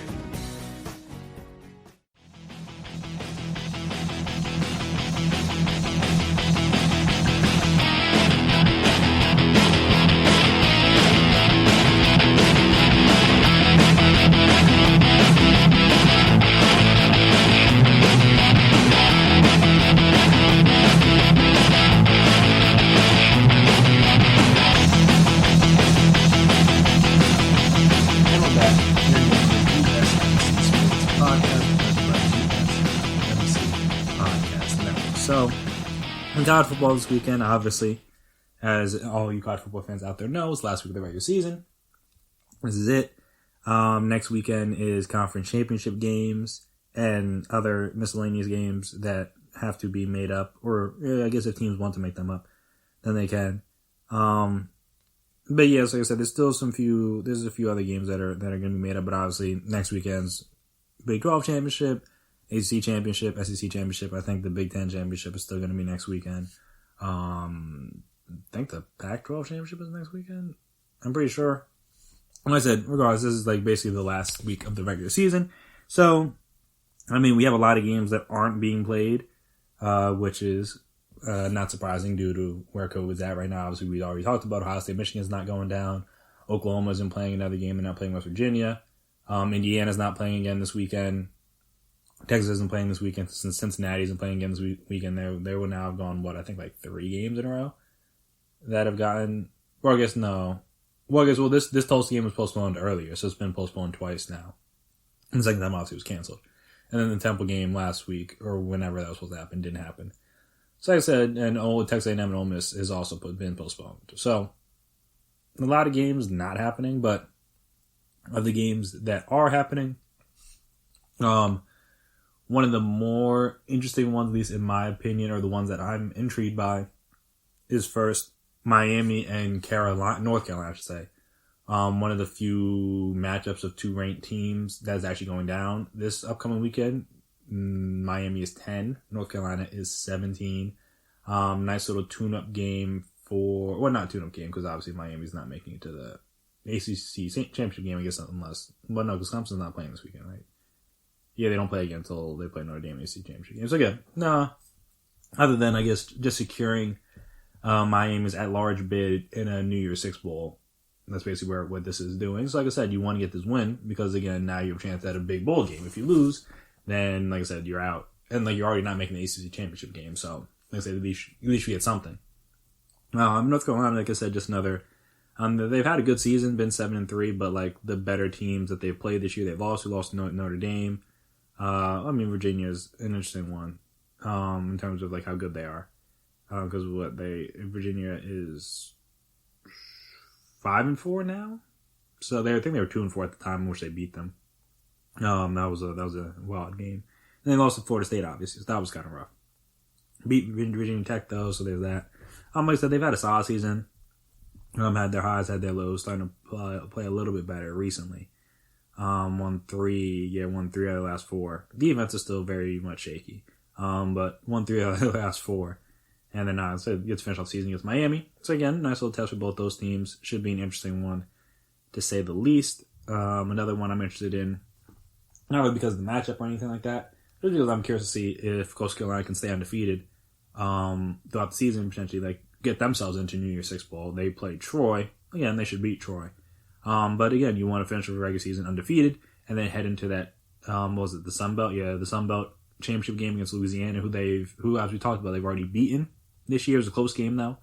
But obviously this one will be much bigger, of much more and much bigger importance because it'll be for the conference championship. So, like I said, will be an interesting one to watch. Both those games. Well, that Coastal Carolina's at 3, and then Miami North Carolina games at 3:30. So, those are both midday games. Also, I guess another game I'm interested in, even though LSU's probably going to get washed. This is the Florida LSU. Let's see kind of how Kyle Trask finishes out his potential Heisman season. I'm going to say he's already at 38 touchdowns passing through with only 3 interceptions. So again, just kind of see how he's going to finish out the year. Because obviously we know LSU is not what they once were. So you would think he'll be able to put up a nice little stat line in this one as well. And obviously get themselves ready for Alabama next weekend.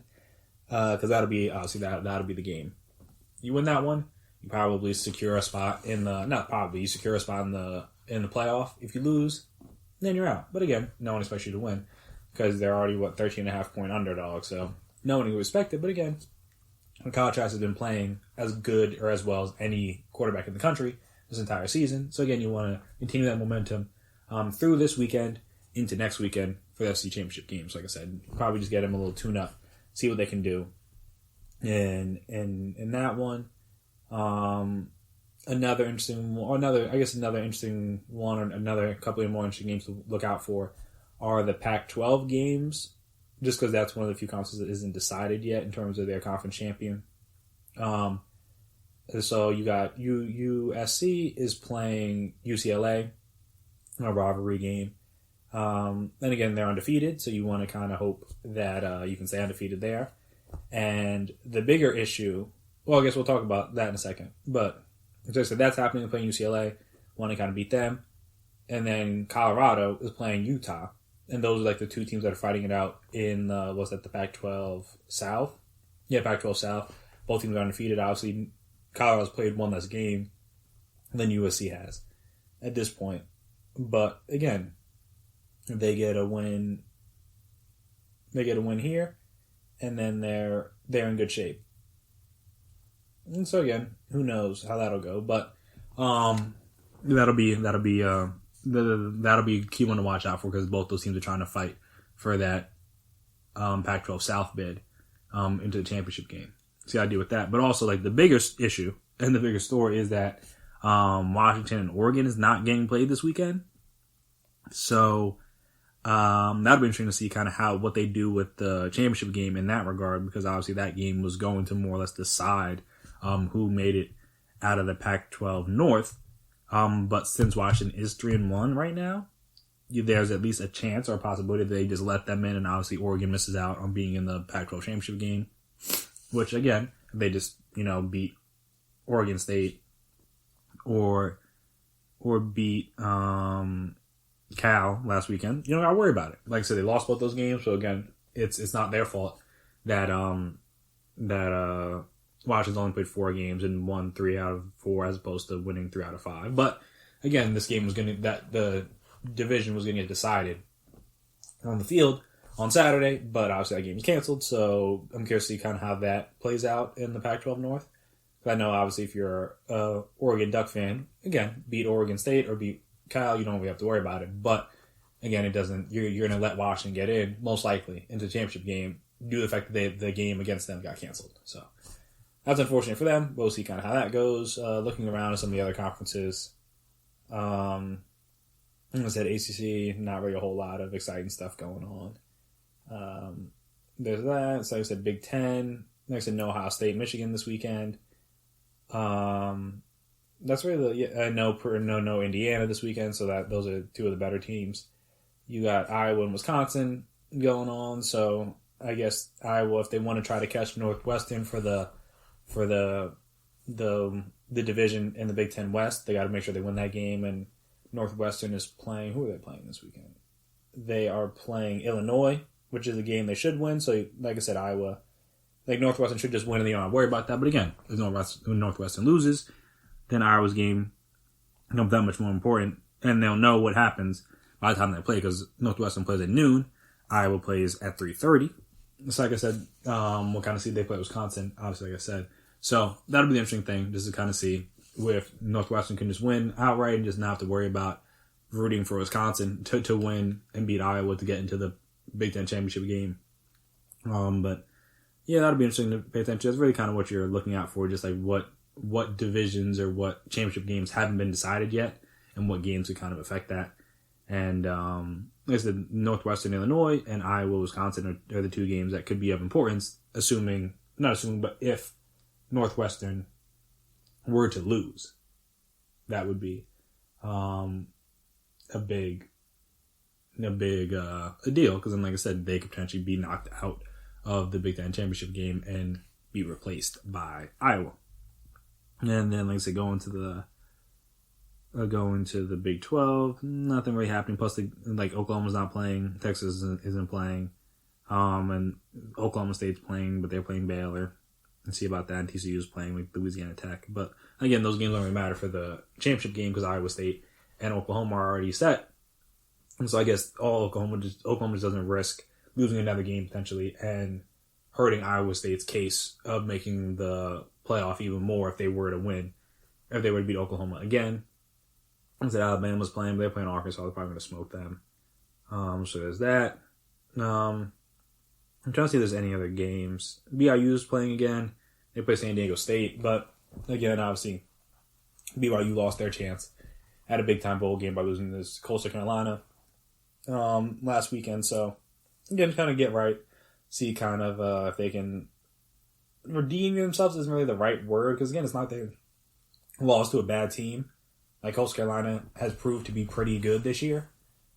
They could head into the last ranking 12-0. So, like I said, there's no shame in losing to them on short notice on the road in South Carolina. But again, it just hurts because BYU had a chance to maybe backdoor their way into not backdoor, but like kind of play themselves into a New Year's Six bowl, and that would have been cool at least to see Zach Wilson against some better competition. But unfortunately, that's not going to be the case.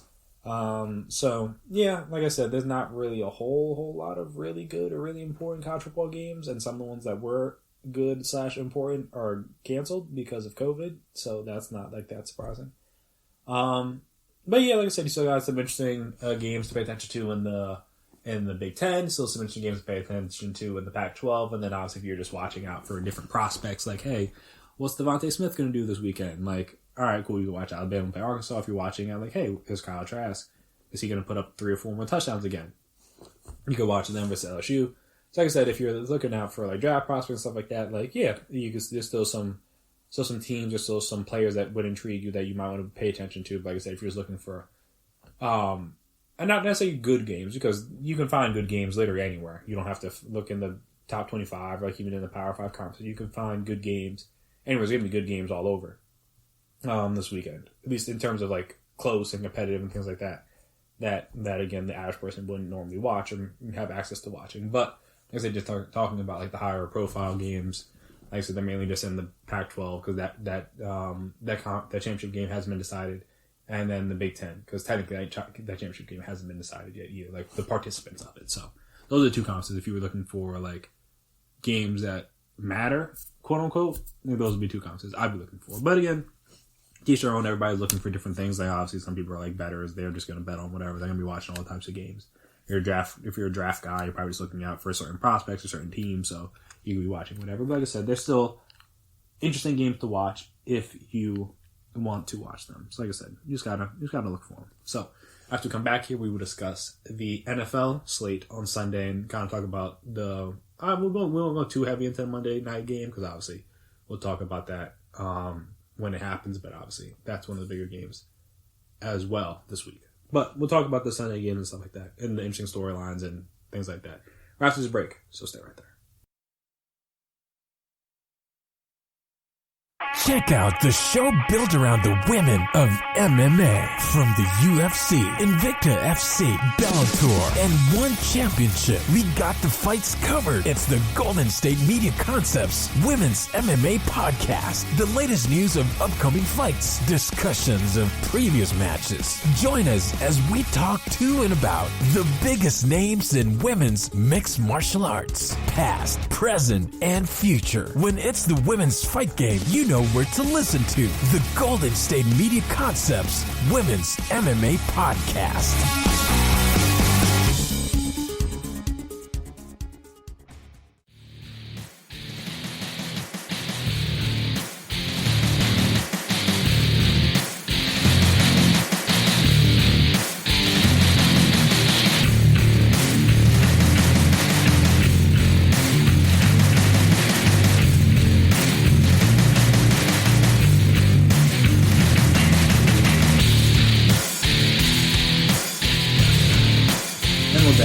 Again on the GSMC Sports Podcast presented by GSMC Podcast Network.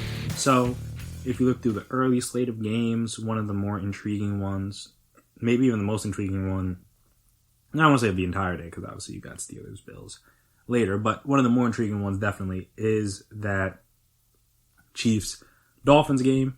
One, because the Dolphins are fighting for their playoff lives. And they have, well, I mean, the Patriots obviously really aren't that great, but they got to play the Raiders and they got to play the Bills after the Chiefs. So they got some good teams coming up, and so trying to catch the Bills potentially for the division lead. Obviously they're getting back as of now, but they play each other week 17. So I mean, getting an upset win here, here at home, but getting an upset win against the Dolphins would be big. Obviously, the big thing for them has been their defense. The defense has been really solid this year. And in theory, has the corners to try to match up with Tyreek Hill and maybe even Travis Kelce. Because obviously Byron Jones, because I guess it just depends on if you think your other corners can match up against Sammy Watkins or Robinson or whoever, I guess McCall Harmon. I thought he was like either hurt or like there was something that came up with him. But I guess no, I don't see him on anything. So, in terms of injury report related. So I guess he's probably going to play. Like I said, yeah, if you wanted to see how, like I said, if you think your team can match up with them, just because obviously coming from the NFC East, Byron Jones, as an Eagles fan, I know he matched up a lot against Zach Ertz. Now Zach Ertz is not Travis Kelce, but at least he has experience playing tight ends. But I don't know how much he's been asked to do that in Miami. So like I said, I may just be saying something that doesn't even matter. But again, against a guy like Travis Kelce, like I said, your average safety can't cover him. Your average linebacker can't cover him. So maybe you need to try to cover him with the corner. But then you can't just cover him with any corner. You need a corner that got some size to try to match up to his size. So like I said, that'll be the big thing is like who they have to match up with him. Like that'll be the big story. But like I said, then you still got to worry about, like I said, the Hardmans, the Sammy Watkins, now he's back healthy. Robinson, like, again, you got some other guys you got to worry about. And obviously, like, Edwards-Helaire and Le'Veon out of the backfield. So, not going to be an easy task, but that'll be an interesting one to see if the Dolphins have any idea of how to slow down the Chiefs. And then can Tua and their offense put up enough points? Because that's the thing with the Raiders. Like, the reason why the Raiders have matched up so well is because in both games, they've been able to score with the Chiefs. I said second game 35-31, they needed a last-second drive by Mahomes to get the win.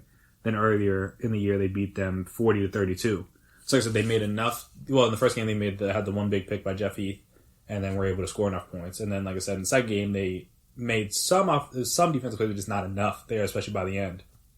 Yeah, to win. But like I said, they've been able to keep up with them offensively, and that's really been the biggest issue. Is outside outside the Chargers, they've beaten everyone else, and the Panthers. That's a weird one. They've beaten most other teams by like over 3 points. Like again, the Bucs played them close too, technically, but they were up 17-0. Tyreek Hill had like 200 yards before the first quarter was over. Again, the defense got a hold of things and they got them back in the game. The offense just wasn't able to do enough, but still. So the final score was closer than the rest of the game was. Like I said, they were down 17-0 heading into the second quarter. And so like I said, that game was close by the end, but it wasn't that close throughout. And I'm trying to think, why is this Panthers game abnormally close? Oh, the Panthers were leading at halftime, so shout out to them. Like I said, even they have to score 31. So generally speaking, if you don't score at least 30, your chances of beating the Chiefs are like pretty slim. Which is again why it was so bad that the Bucs lost them, because they held them till like 27. So again, if you hold the Chiefs under 30 points, you're like, hey, maybe we got a shot.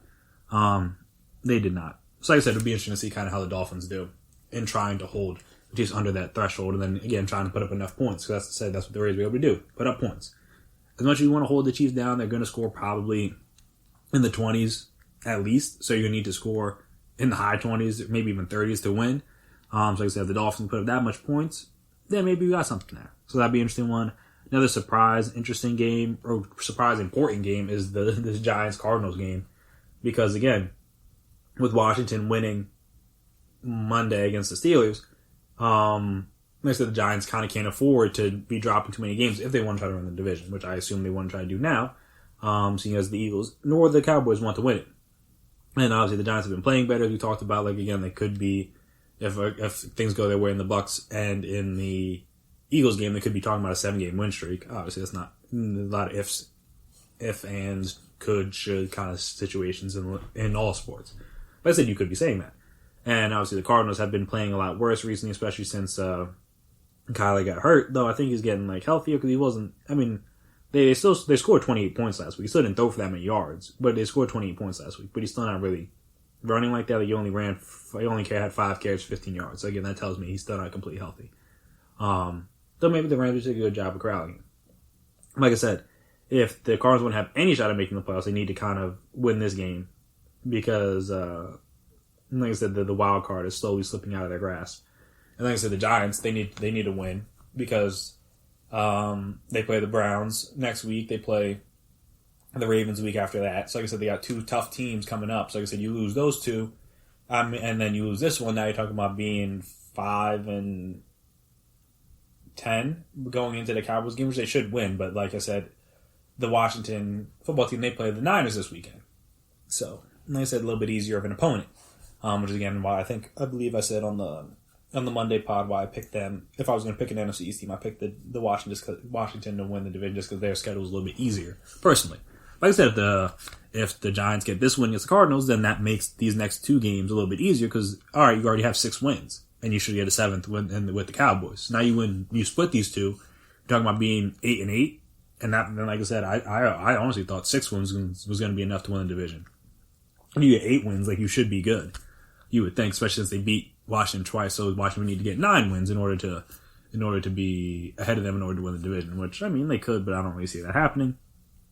So like I said, this game is important. Another kind of important game is Vikings Bucs. If the Vikings win this one, then they'll be tied with the Bucs with their record. They'll both be 7-6. I don't know what that would mean. Well, I guess they'd probably be ahead of them for the wild card, right? You would think. Right? Like that seems to make some semblance of sense, at least to myself. Oh yeah, well yeah, because the Vikings are right behind them right now. Wow, the NFC is so bad this year. Like, because right now the 5th place team in terms of record is the Bucs at 7-5, while the 5th place team in the AFC is 8-4, and then there's 3 teams at 8-4, 2 teams at 7-5, and 2 teams at 9-3. Like I said, so it's a bit different. In the NFC this year. Like I said, if the Bucs lose this one and Minnesota's able to get the dub, then Minnesota, after starting out the year pretty poorly, I think, what would they start at, like 0-4 or something like that? Let me check. 1, 2, 3. No, they started out 1-5. And again, obviously the Packers game is really what turned their season around, because they beat the Packers, beat the Lions, beat the Bears, lost to the Cowboys, which again is still kind of crazy because the Cowboys stink. And then beat the Panthers barely, and then beat the Jaguars barely. So again, they haven't won a whole lot of, they haven't had a whole lot of convincing wins, but obviously the Packers one was a big one at the time. Like I said, some of their losses are kind of nasty. I'm not gonna lie to you.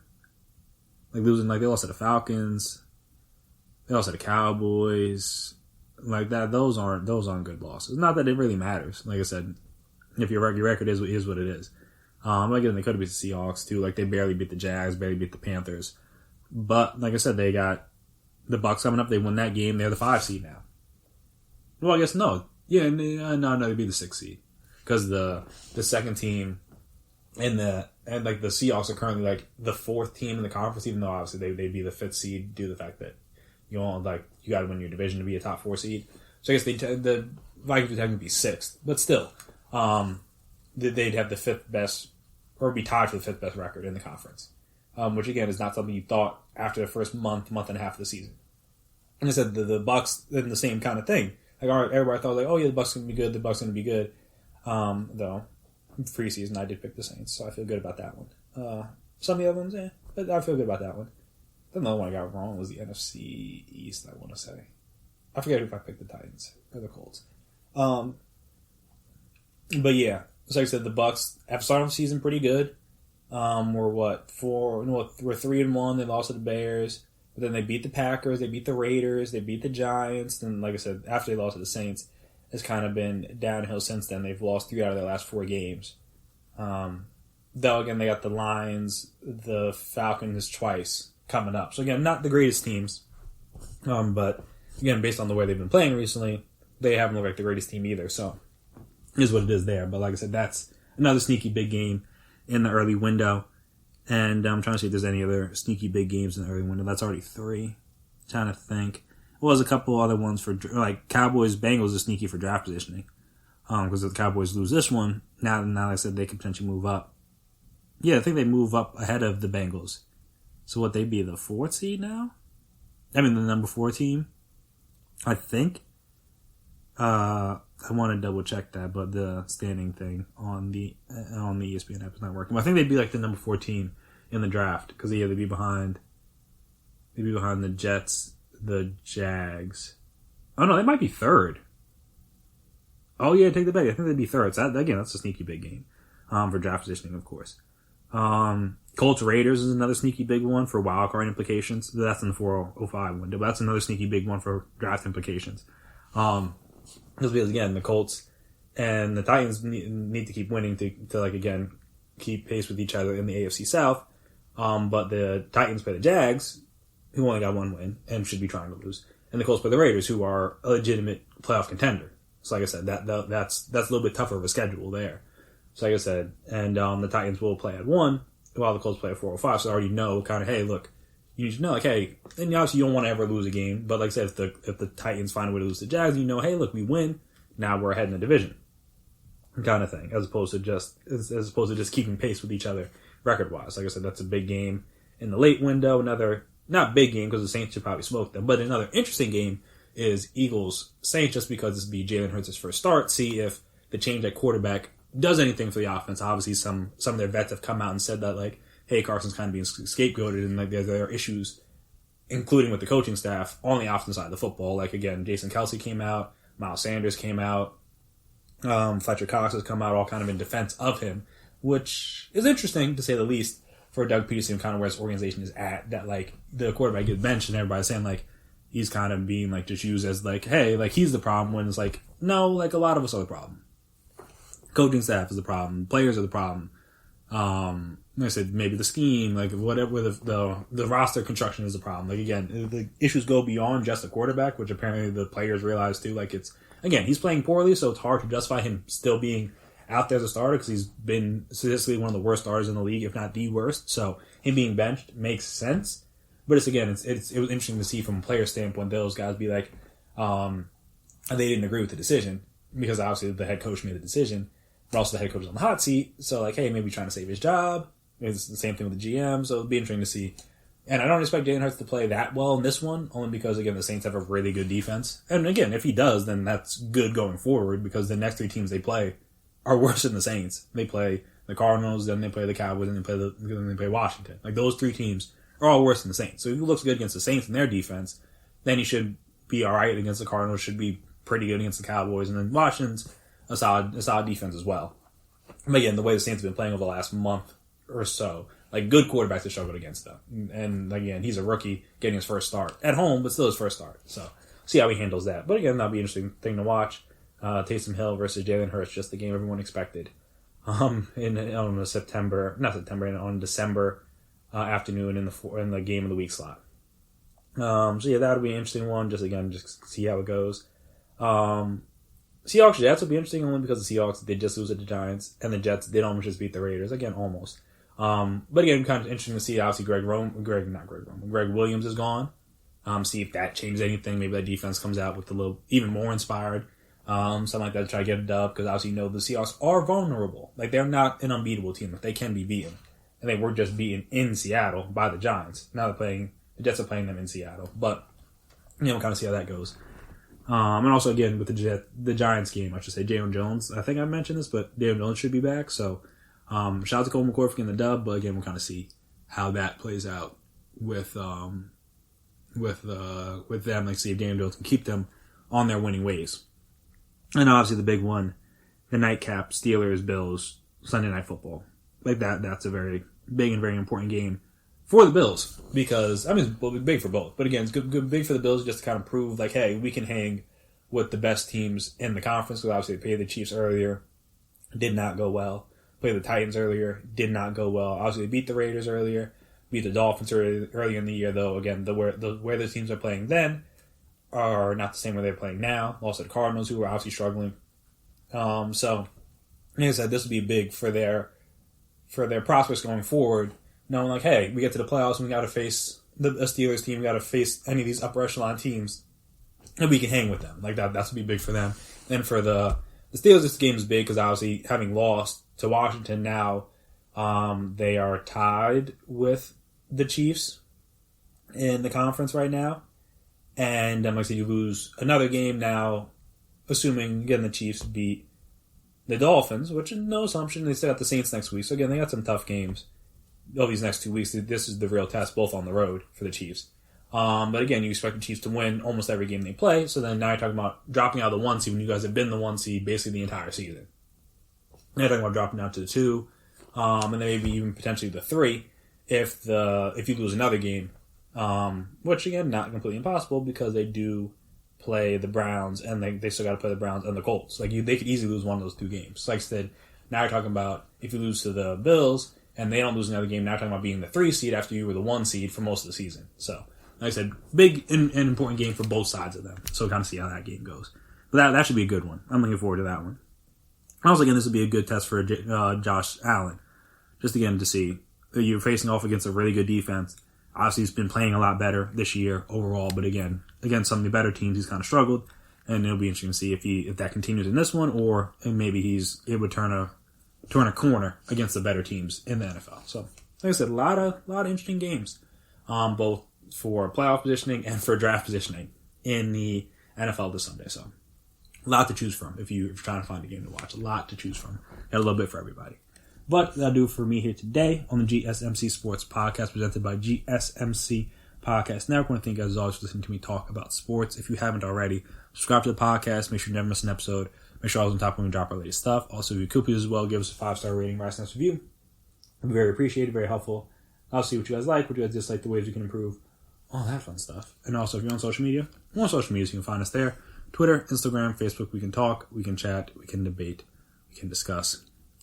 Talk about if the Patriots dynasty, as we know it, is over, which I think it very well could be, because that offense is just not good. I mean, again, not all. Some of it's the offensive players, but also like the play calling in this past game was not that great. Struggled in the red zone mightily. Obviously, the pick 6 really changed the game for them. But like I said, their offense. I mean, the Patriots aren't what we once were. What we once thought they were. And the Rams are obviously much better than maybe many people gave them credit for heading into the season. Their defense is obviously much better than I think most people would have expected. We can talk about that.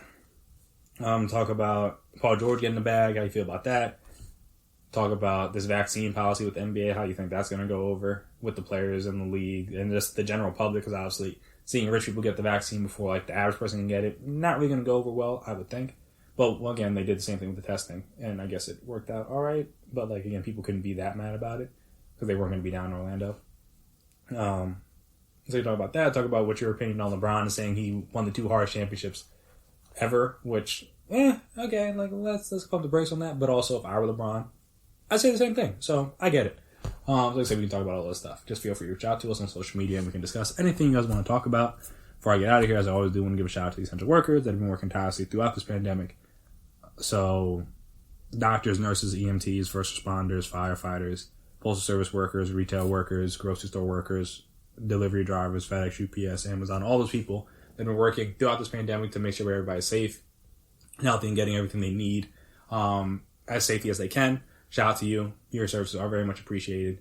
Even if your pay isn't reflective of that, or maybe the interactions with the everyday folk that you may see isn't indicative of that, just know I appreciate you. So like I said, I'm just one person, but hopefully that means something to some of you out there.